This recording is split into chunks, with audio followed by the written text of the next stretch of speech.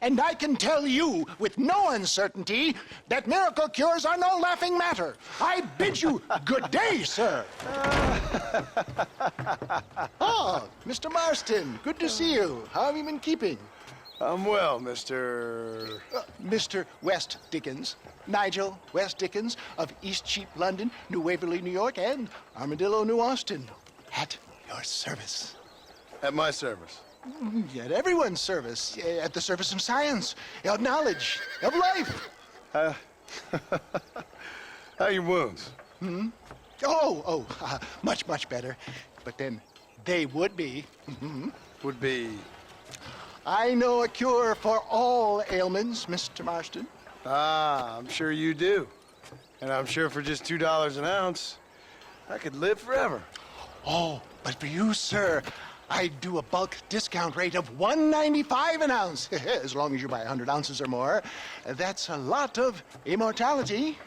Give it up, old man. That's Mr. West Dickens to you, boy. Give it up, old man. Listen, Marston, I'm broke, but this stuff is good. It works. I need a healthy young man like you. Come along, let's ride over to my newest customer at Ridgewood, and I'll explain while we go. Okay. To Ridgewood Farm, the sick and needy await us. Oh, the life of a wandering saver of souls.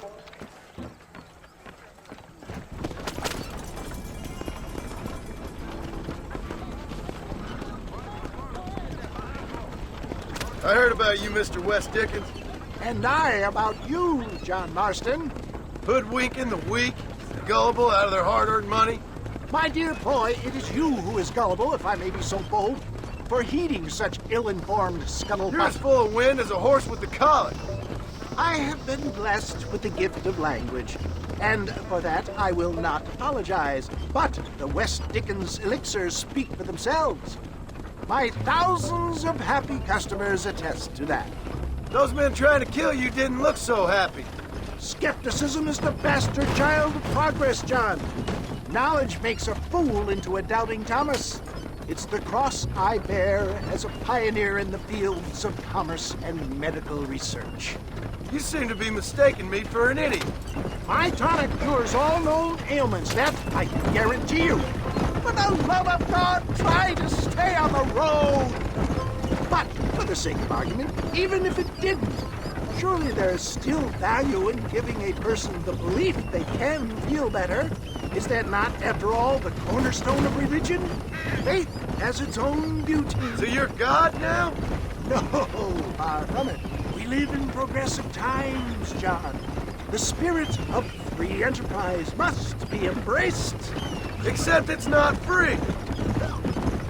Can you put a price on solace, on peace of mind? I sell hope, John. If my tonic is such a sham, how do you explain the fine fettle in which you find me? Last time you saw me, I was knocking at death's door. You should thank the doctor for that. I reckon you were acting it up worse than it was. Act I can, John. A more convincing Othello there has never been. And so shall you, a fair Iago or Cassio, make. I don't like the sound of this. Showmanship, John. The flourish, the bow. We are operating in a competitive marketplace. Our product must stand out. And how does this involve me? We're going to use your God-given talents to our advantage. I'm really starting to I'll regret drop this. you off at the outskirts of Ridgewood. That way, it won't look like we came together. Once I'm set up, saunter nonchalantly into the crowd that is sure to be forming. Eventually, I will call you up to try my tonic. After extolling the virtues, I will have you perform a few feats of wonder to amaze and impress the paying public. Such as? Oh, nothing out of the ordinary for a man in your line of work, I assure you. So it is all a shame. No, just a little innocent ballyhoo to grease the wheels of enterprise, that's all. Do you think that buxom young girl you see on the Voyage camera posters knows the first thing about photography? Advertising, my boy, is the future. You'd best be a man of your word.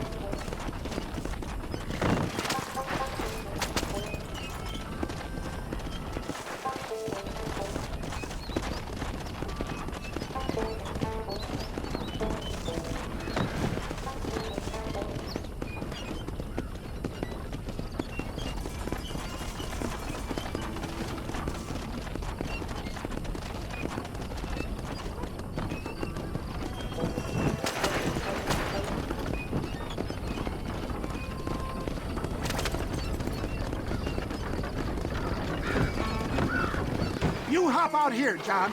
Follow me in on foot.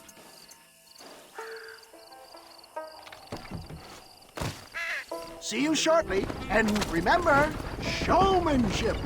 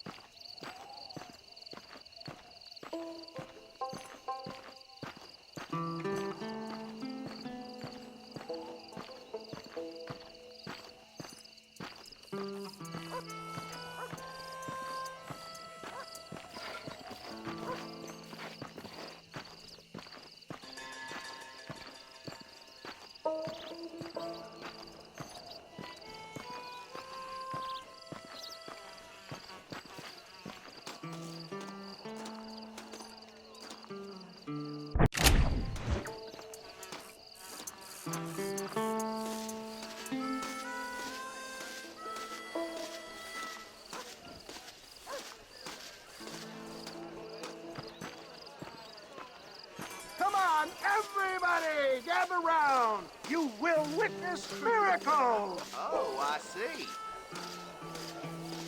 Friends, hard-working souls of Cholla Springs, gather round, gather round.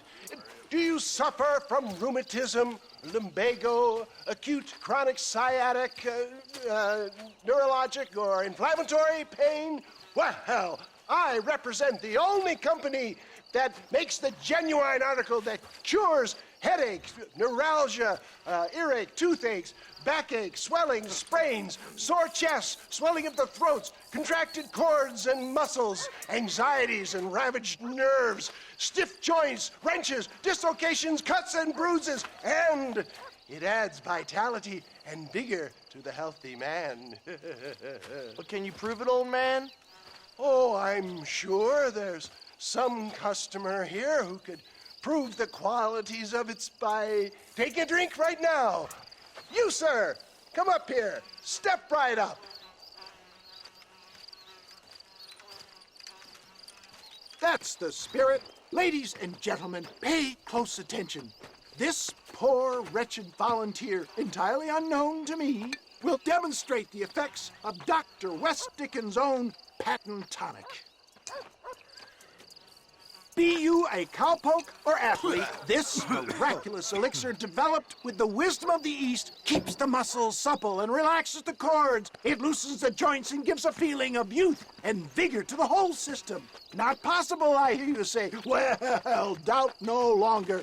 Faith can move mountains, but I ask not for faith. I am a man of science, and today science will be vindicated.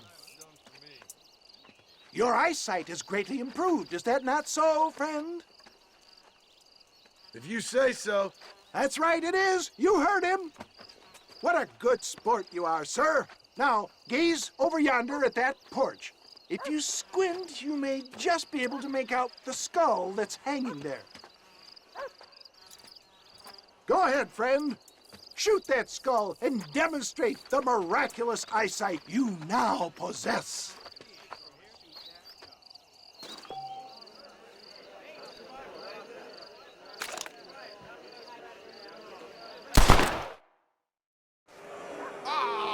Wait! He is still adjusting to his powerful new eyes. Try again, friend. The tonic may still be taking hold. Charlatan!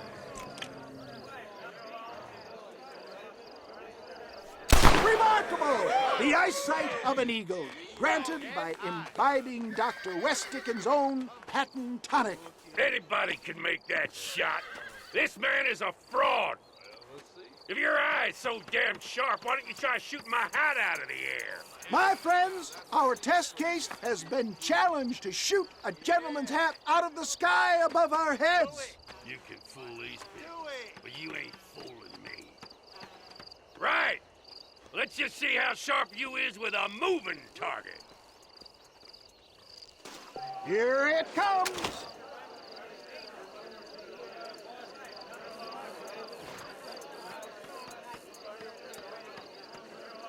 You ready to get embarrassed?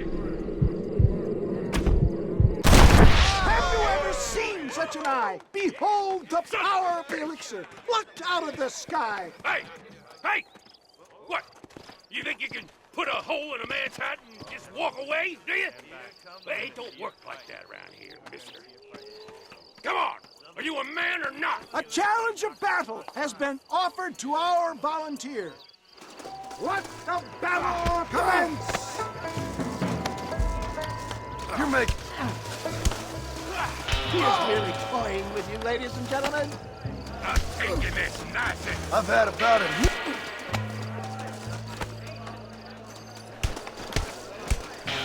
You hit mighty soft for a man.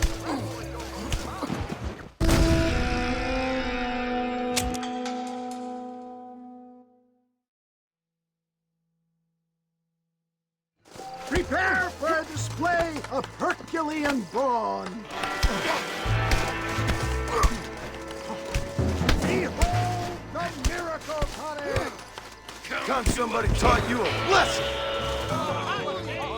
There it is, skeptics and dissenters, irrefutable proof. Do not let this opportunity pass you by.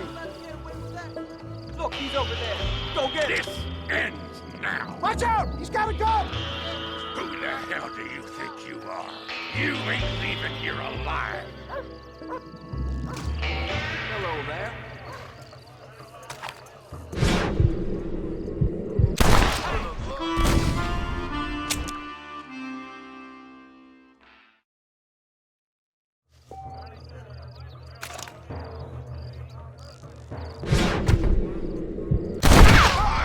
Marvelous shot, dear boy. The kind of deadly accuracy that can only be afforded by the West Dickens elixir. Come, I have plenty for all.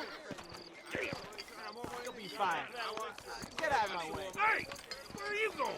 I want a bottle. Get me a bottle, please. One of them, right here. No harm in trying one bottle, I suppose. Well, I think that went kind of well, don't you? I'm just glad that my normal job involves either chasing after cattle or murderers. Not the likes of you, mister. Don't be like that. Now, if you'll excuse me, I'd like to say my goodbyes, head on back to the real world. Wait, sir. I've been thinking about your predicament, and I think I may have an idea. I've been thinking I could be your cunning Odysseus. Beware of the Greeks bearing gifts, sir. Williamson had better beware. We will make them into Trojans. I don't rightly get you. I want you to go and see my old friend Seth. He can come across as a little curious, but I'm sure you two will get on.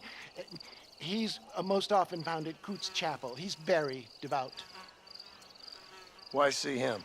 Because between him and me, we can get those gates to open for you, and you can walk right in, just like in Homer's great Trojan yarn.